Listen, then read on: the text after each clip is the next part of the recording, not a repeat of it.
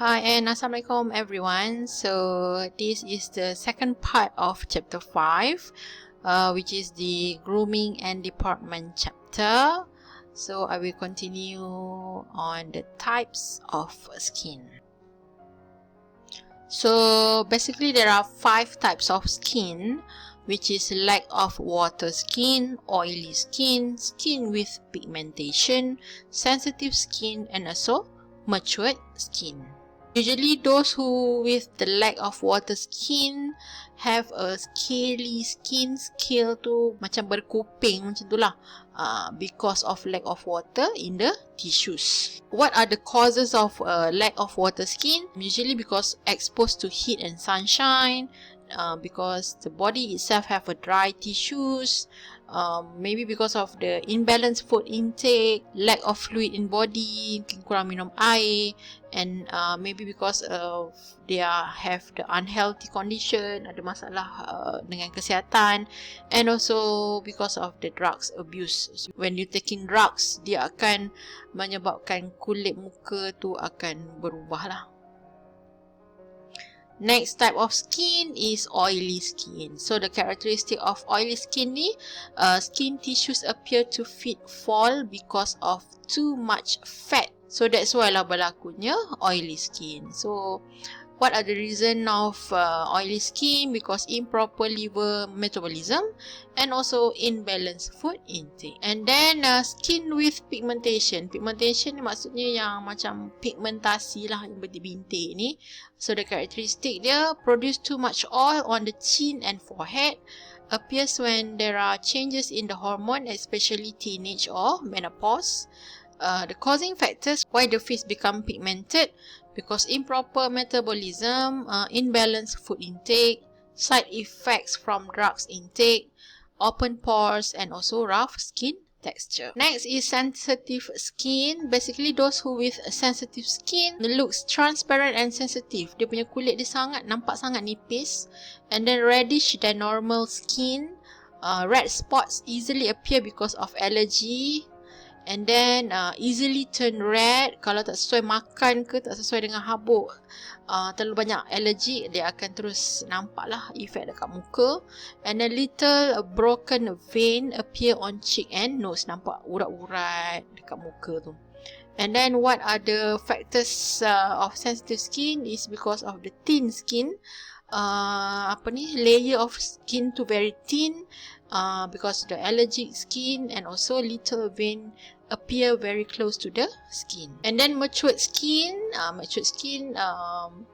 how to know that you have a matured skin? Your skin become too dry, lack of oil and water, wrinkles easily appear, especially around the eyes and also mouth. So bila nampak macam tu, maksudnya kulit you kulit yang dah semakin matang. So what are the reason that cause matured skin? Because too exposed to the sun and wind, due to old age, and then the fat layer under skin begins to shrink and skin become loose. So steps in basic skin care, paling basic perlu you ikut adalah first cleaning the face, and then refresh the face with toner, and then moisturize your face, enriching the skin by using the serum, and lastly protecting the face by using sunscreen protection. So cleansing is done for cleanness and for healthy skin. Kita basuh muka sebab kita nak make sure kulit kita sihat, tak nampak dull, tak nampak breakout, tak nampak kering, tak menyebabkan dia mature dengan lebih cepat. So skin pores that are open need to be covered by applying toner. Water and oil balance of the face is important, and in order to do this, you should apply moisturizer. For beautiful and healthy looking skin, you need to apply or scrub facial mask once a week. Kalau nak pakai mask ataupun scrub, tak boleh tiap-tiap hari sebab dia akan merosakkan kulit muka. So at least you need to scrub or wear mask like twice a week ataupun once a week. When you want to start cleansing your face, what you need to have? What are the things that needed? First one is cotton. Cotton ni kita guna untuk cleanse our face, pakai makeup remover, kita pun lap lah kita punya muka dengan makeup remover, letak dekat cotton. And then we also need to have a towel untuk wipe our face after washing the face. And then we also might need a tissue paper to wipe all the dirt in our face. And then we also might need a spatula. Spatula ni kita guna kalau kita nak ambil cleanser yang dalam bentuk bekas. Kita tak nak ambil dia dengan jari sebab jari kita ni ada banyak-banyak enzim dan mungkin dia akan merosakkan tekstur cleanser tu. So kita pakai spatula. And then we also need a shower cap. Contoh kalau kita pakai mask, kita nak mask tu kena kat rambut, kita pun pakai shower cap. Next, when we have all the cotton, towel, tissue and whatnot, we need the cleansing products. So cleansing product kita perlukan adalah cleanser, the suitable cleanser for your face lah. Whether you want to use cream or soap, it depends on your skin type. And then you need to have the suitable toner for your skin type as well, and also moisturizer that also suits your skin type. Alright, and then after cleansing your face, when you want to go out, it's best for you to apply at least a basic or simple makeup on your face. So the purpose of wearing makeup is to beautify the look and to give a better look to some unfavorable shape of face.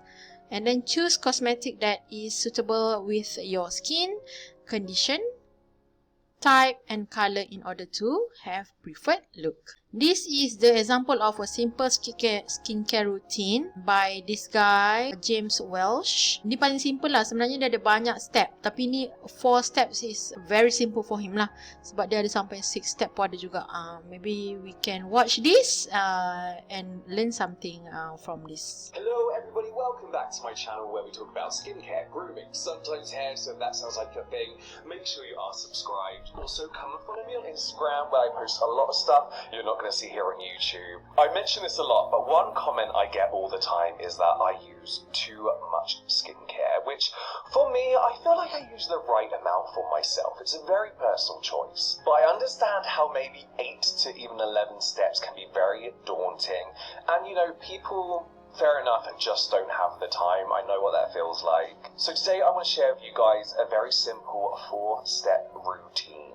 Got all your essentials in there, and we're only going to be using 5 products. 4-step, but 5 products. I'll explain. These consist of a cleanser, a toner, an exfoliator, a moisturizer, and a sunscreen. And I also know that everybody has a different budget and everyone has a different idea of what is affordable and what's not affordable. So what I've done is I've grouped these into 3 different sections: a lower cost, a medium cost, and a slightly higher cost. And I must mention, whilst I personally love the higher cost products in this routine, all the products throughout every budget category are all very good products. So let's have a look at what the 4-step morning routine would look like. We of course start with a cleanser. Whilst you can skip your cleanser in the morning and just opt for a splash off the face, some people like to cleanse twice a day. Cleansers are super easy to use. They can be used in the shower, obviously, or at your basin. You just apply them to a damp face, rub it gently, lather up if it lathers, and then rinse away, and make sure you rinse it all away. Out of the shower now, we move on to the next step, which is the toner. For me, toners are an essential step because there's something that I personally loved and that really helped my skin improve. Toners really set up your skin for the rest of the routine and can potentially help the rest of the products work to their full potential on your skin. It's like a primer of your skincare. It creates that good base. Toners can be applied 2 different ways. You can apply it straight onto a cotton pad and gently rub over the skin and neck, or you can apply it to the palms of your hand and tap in gently. I feel the cotton pad way is more about removing excess cleanser that you may have missed, whilst the patting method is more about rehydrating the skin. So you can do both. You can do a quick wipe of the cotton pad and then pat it into the skin a couple of times. You can layer up if you want to be that little bit more nourished and moisturized. Now we move on to the moisturizer. Again, one of the most important stages that if you're going to do anything, do cleanse and moisturizer, but this is a very important stage. You can get moisturizers that help really target whatever kind of condition and stage your skin is in. Everything from moisturizers helping with spotty skin, to dehydrated skin, to general repairing of the skin. So find one that matches your skin condition or skin state.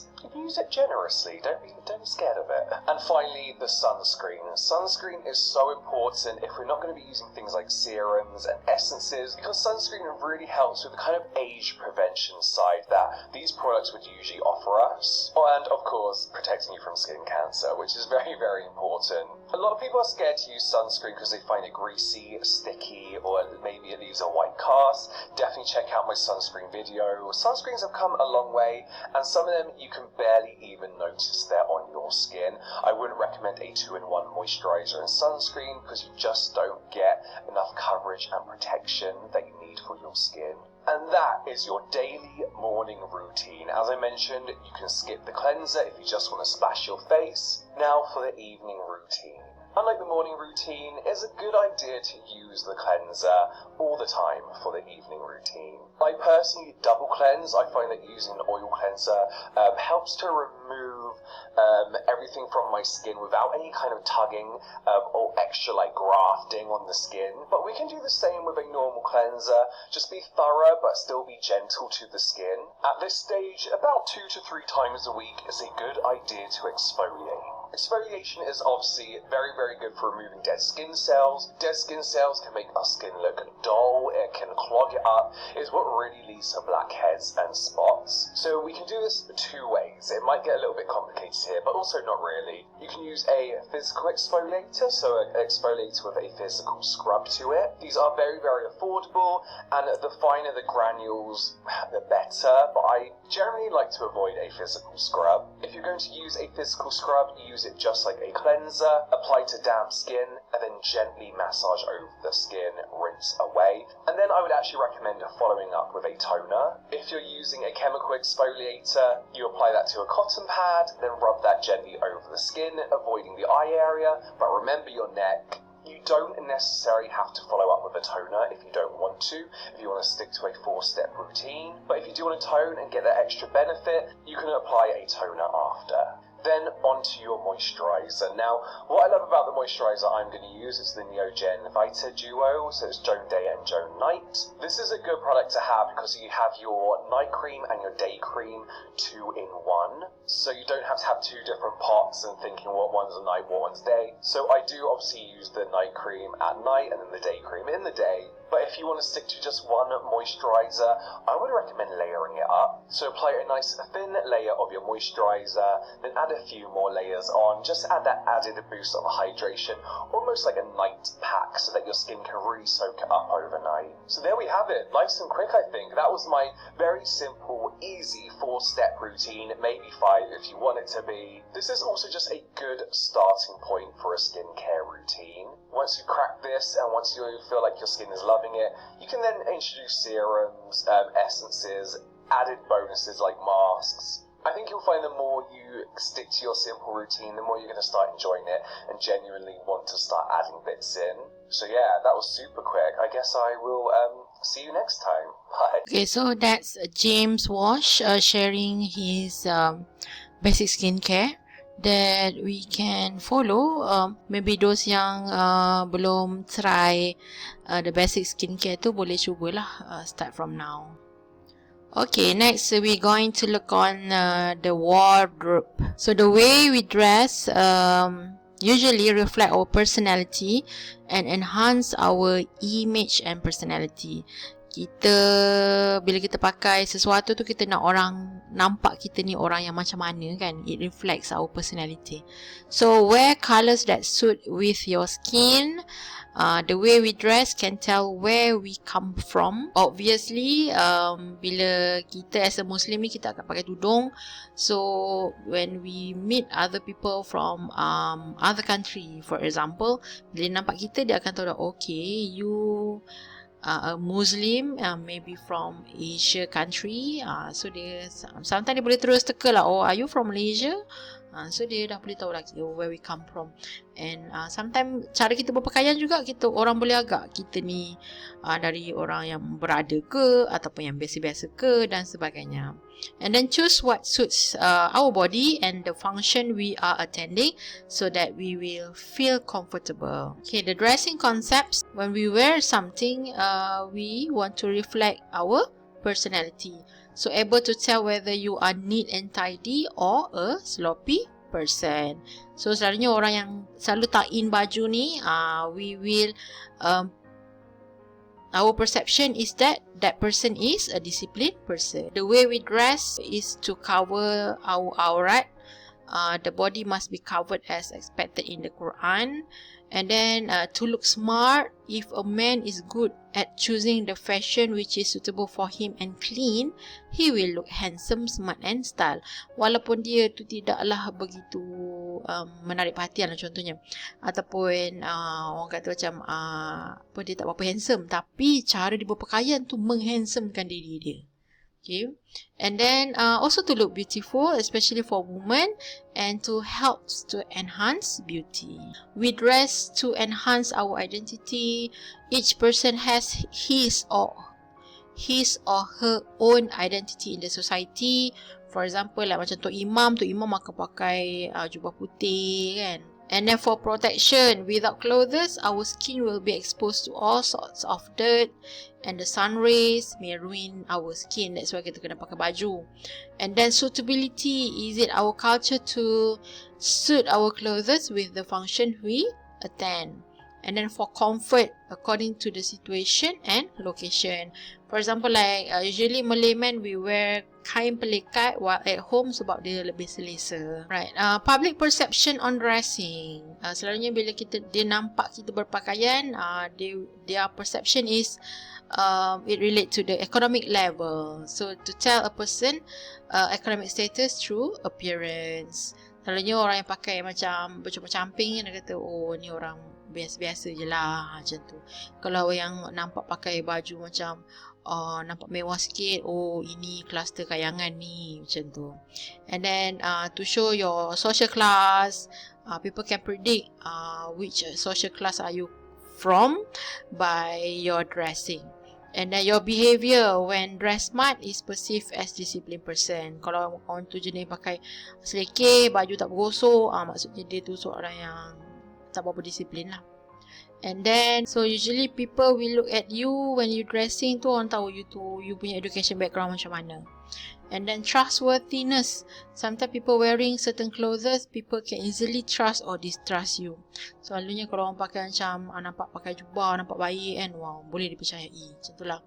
And then career and future. Dressing show a person will succeed and have bright future. Pun ada juga orang akan bagi perception dari segi cara dia berpakaian. To make sure that people can give a good perception towards us, we need to know how to dress well. First, choosing men's clothes, we look at the types of fabrics, color style, and also for men, usually their type of fabric is cotton fabric, polyester fabric, mixed polyester fabric, and also silk fabric. When choosing shirts, men, you need to make sure that the wrist area should not too big and should feel comfortable when sitting position. Shirt not be out, maksudnya jangan keluarkan baju lah, kena tuck in. Ataupun bila kita duduk tu, baju tak adalah akan menampakkan aurat dan sebagainya. And then the pattern and colours is a matter of personal choice. Ada orang suka warna yang cerah-cerah, suka warna kuning, warna orange, suka colour tu. So dia akan sentiasa pakai baju colour yang macam itu. So itu ikut dia punya preferences, asalkan you tahu how to mix and match your shirt and also your pants. And then for long sleeve shirts, the sleeve should be little longer than the wrist bone. Make sure you punya, kalau pakai baju lengan panjang, dia kena lebih labuh lah, jangan duk tergantung je dia punya lengan panjang tu. And then the shirt line should separate the body from the arm, and the end of the line should be exactly at the tip of the shoulder. Bahu ni lah kena, jangan jatuh. Kalau jatuh dia nampak tak kemas. Choosing an appropriate collars. So collar baju ni, there are several type of collar shirt. The first one is normal collar. Normal collar usually short and wide or long and small. Have hard finish and appropriate for office and also formal function. For example, like this lah. This is the normal collar. Collar yang macam ni . And then the second type of collar is button on the collar. Button on the collar means that the button at the tip of the collar and then suitable for casual and also business matters. Example macam ni. Dia ada button dekat collar. Nampak tak? Yang ini yang normal collar tak ada button. Yang ni ada button. And then this one is open collar. Open collar ni collar dia macam apa orang panggil, cakap musang ke apa ke ni. Suitable to be worn with a white necktie and look dressy. Next type of collar is open collar. Open collar suitable to be worn with a white necktie and look dressy. And then a round neck collar appropriate for casual wear and can be used with a pin or without a pin. And then collar with pin. This type of shirt there is a hole at the tip of the collar for inserting a pin. So this is the example of open collar. And then this is the example of round neck collar. Round neck. And this is example of collar with pin. Dia ada tempat letak pin dekat collar ni. So how to make sure that you dress appropriately? First, if you wear necktie, button up all buttons except for the very top button at the neck. And then when wearing long sleeve shirt, it is not appropriate to fold up the sleeves in whatever situation. Jangan lipat you punya lengan baju, tidak sesuai. And then not appropriate to use short sleeve shirt if you have the necktie on. Unless you wear a coat over it. Maksudnya kalau keadaan yang macam ni tak sesuai. Kalau you nak pakai tie, you kena pakai baju lengan panjang. Kalau you nak pakai juga dengan cara yang macam ini, you need to cover your shirt with a coat. Pakai coat ataupun blazer. And then tie colour should match with the shirt. Jangan pakai yang kontra colour yang macam ni lah. So dia tidak sesuai. Untuk formal occasion ataupun business occasion, better to choose a colour that is same with the shirt.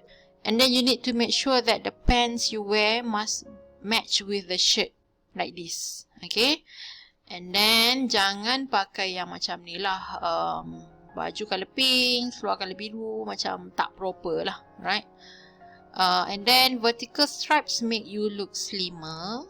Okay, bila you pakai baju yang bentuk vertical macam ni akan nampak you lebih slim. So yang berisi boleh pakai bentuk vertical. And then horizontal stripe make you look bigger or wider. So kalaulah you badan kurus, elok pakai yang horizontal punya stripe ni, nampak you lebih berisi. Alright, and then how to choose a necktie. Okay, as a student pun you all at least kena adalah satu ataupun dua necktie. As a preparation, kalau perlu nak pakai, so you akan adalah necktie tu. Tapi since sekarang ni ODL, you tak payahlah pening-pening fikir pasal nak kena pakai tie dan sebagainya kan. Kalau tidak, setiap hari Isnin nak kena pakai apa ni, formal kan. So the first criteria is to find the length of it so that it would fit you and look neat. Make sure if you want to wear a necktie, dia punya length dia adalah sama dengan tali pinggang. Tak boleh terlalu pendek, tak boleh terlebih daripada tali pinggang. Okay. And then best type of fabrics for neckties is silk, polyester, wool or cotton.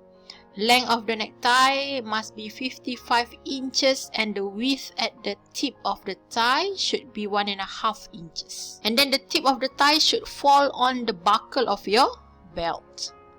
And then if you are using a coat, a tie pin must be used and it should be in the center. So ni adalah tie pin. Kalau you tak pakai coat, tak payahlah pakai tie pin. Kalau pakai coat, better pakai tie pin. Okay, and then choices of a necktie pattern. The normal choice would be plain colour, usually dark bright colours. Ini adalah pilihan yang paling selamat lah, maksudnya plain. Plain, tak ada corak apa-apa. Not appropriate to use colourful neckties, especially those that have large symbols. Contoh dalam gambar ni macam ada gambar duit, gambar kad dan sebagainya ni, not appropriate. Okay. And then do not use neckties that are faded or worn out. Kalau dah macam tie tu daripada 8 generasi lagi you pakai, kalau boleh tak payahlah, belilah yang baru. Okay. Next is guideline in choosing pants. Tahap keselesaan kita pakai seluar pun ikut fabric juga. Usually wool is suitable as it does not easily crumple and easy to iron. Wool ni seluar yang jenis yang kain berbulu lah. And then polyester is also appropriate, but it's a little thin. Whereas nylon is very popular, but careful when ironing as it can easily burn as it absorbs heat. Kain nylon ni selalunya kain yang macam seluar track macam tu. When choosing a coat or a blazer, usually the types of fabric of coats like wool. Wool is the most suitable fabric for a coat. Polyester mixed with wool is also suitable for a coat because it is lighter in weight. Selalunya yang pakai coat berfabric wool ni yang berada di kawasan yang sejuk lah, beriklim sejuk. Kalau kat Malaysia ni pakai coat wool macam tu dalam office yang beraircon sesuai lah. Kalau kat luar tu mungkin akan dapat heat stroke lah sebab panas kan. Alright, and then fitting. Bila kita kena make sure that when we have a blazer or a coat, that coat is suitable, comfortably fit our body. Jangan dia tak boleh main agak-agak je, sebab tu dia kena ada tailor untuk ukur you punya coat tu supaya sesuai dengan you punya badan. So fitting needs to be done at least twice when making a coat to make sure that you have a coat that suit with your body. And then colors for coat, usually acceptable color is black, grey, brown, navy blue and also British green. What coat to use? For example, light colors. Light colors suitable to worn in the day and informal function. And then you can use dark color coat during night and formal function, macam Vincenzo punya outfit kan. And then batik coats, you can wear batik coats, but it is not appropriate for formal functions lah. Kalau informal, yang casual, bolehlah pakai batik coats. And then make sure if you want to wear coat, it is safe for you to use a plain shirt inside. Okay, jangan pakai coat dalam tu baju yang bercorak-corak, tak sesuai. And then do not use bell-bottom pants with coat. Yang macam ni, seluar zaman 70-an ni tak sesuai pakai sekali dengan coat.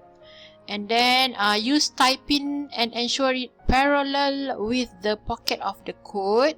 Kalau you nak pakai tie pin, make sure you letak tie pin ni sama level dengan pocket of the coat. And then handkerchief should match with the necktie. Pakai necktie yang sama dengan handkerchief. Nak lebih advance sekarang ni sebab pandemik, bolehlah pakai mask sekali matching dengan tie dengan handkerchief. Selection of coat for formal or official functions, you can choose a coat with plain or stripes coat, and then no flap on the pockets, no belt at the back, avoid fancy or too many buttons, and no folds on the sleeve. Jangan lipat tangan coat, tak sesuai. Fashion and style of coats. There are two type or style of coats, which is double breasted. Double breasted ni dia ada dua kancing.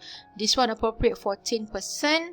And then slit at the back. Dia punya coat tu terbelah di belakang.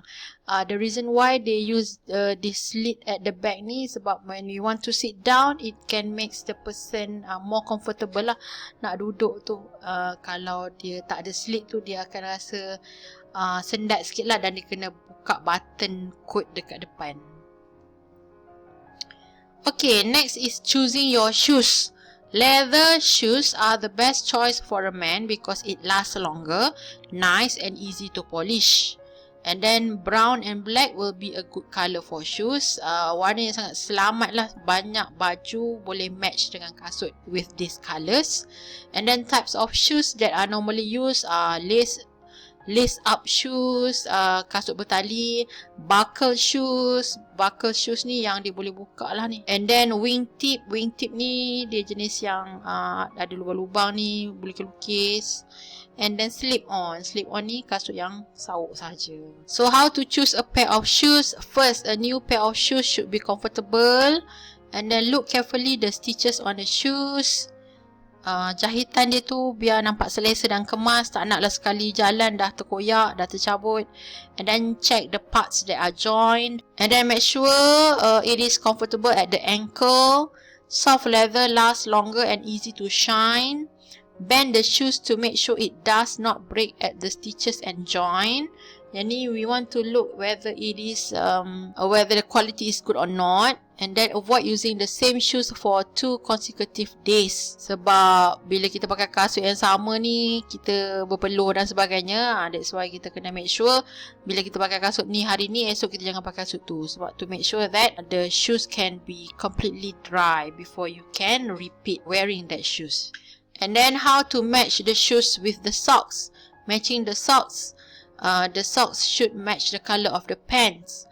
Avoid stripes or patterns on the socks, and you can use white cotton. Paling selamat lah. The safest color is white, which is appropriate for all the shoes. And then if you want to match the belt, make sure leather belts are most appropriate for formal functions and works. The buckle should be small, square, round or oval. So like this. Okay, and then using cologne or fragrance. So you need to use cologne or fragrance to avoid body odors, bagi wangi sikit. So basically for daytime you can use fragrance that are mild, yang tidak begitu tajam bau dia. Woody toilet is most appropriate for daytime wear.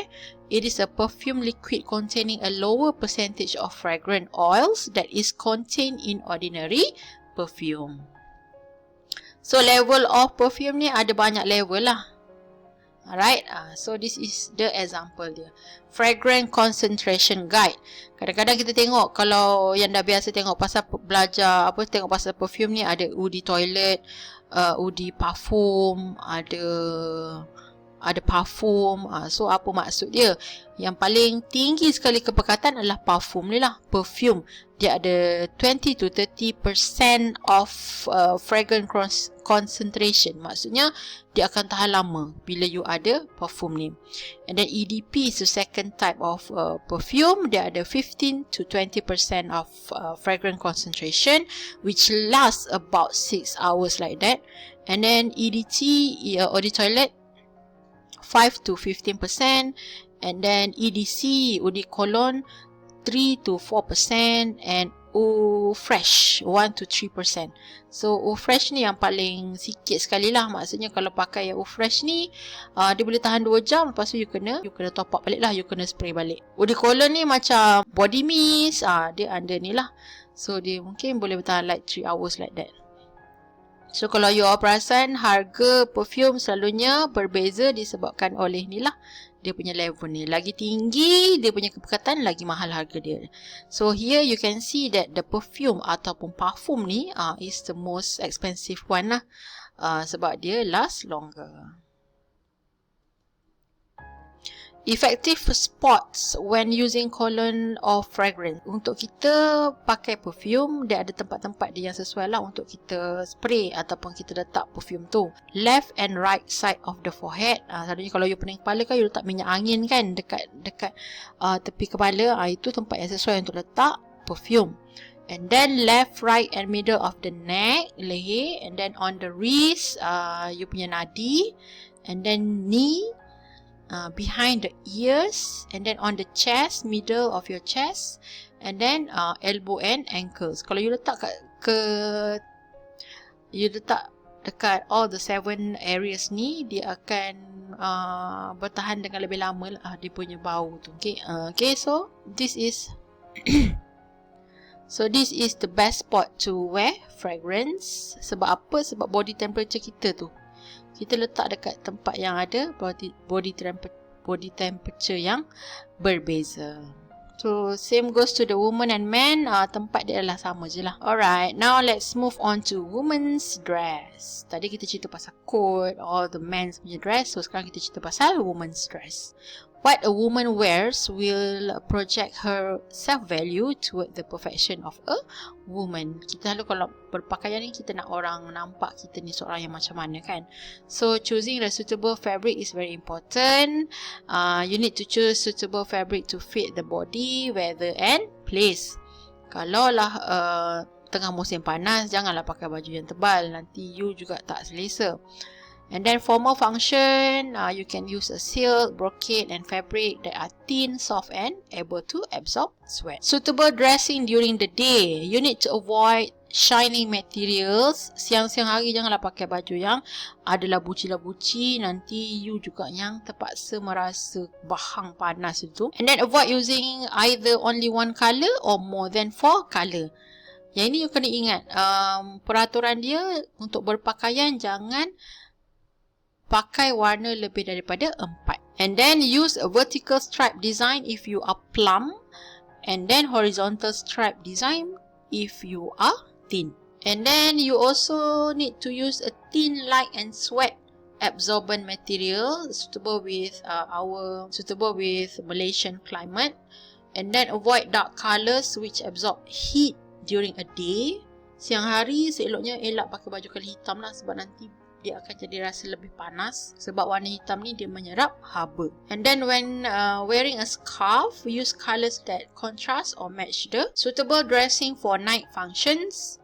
Long skirt with sequin and dark colours are most appropriate to be worn at night. Fabric from brocade and songket are also suitable to be worn. And then western fashion sometimes may not suit the Asian body shape and size. Therefore, try to avoid if it is not suitable with you. So, ni pun contoh kain ni, kain brocade, and this is long skirt with sequin and dark colours. Alright, so that's the end of chapter 5. So I hope that each one of you can understand more on grooming and deportment, and I hope, really hope that you can at least try to change or to improve if there is anything that you have not done in relating to this chapter. Contohnya macam penjagaan harian ke, body care dan sebagainya. Kalau you rasa macam aku tak pernah buat ni lah, mungkin aku perlu buat. So I hope that you can start something with what you have learned today. If you do that, I really appreciate it very much. Okay, so thank you so much. Assalamualaikum.